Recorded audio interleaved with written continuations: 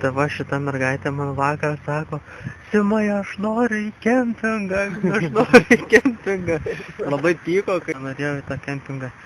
Dabar man ir taip širdis skauda, kad čia nėra virtuvės ir šilto vandens. O tu dar čia vėl tu savo pradedi, ne.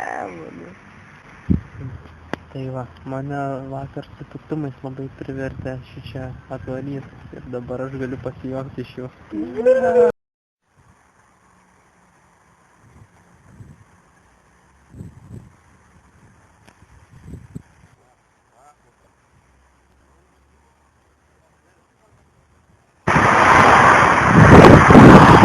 Važiuojame per Vyslą, Gdanską, norėjom važiuoti kitų kelių, reikėjo keltis į keltą,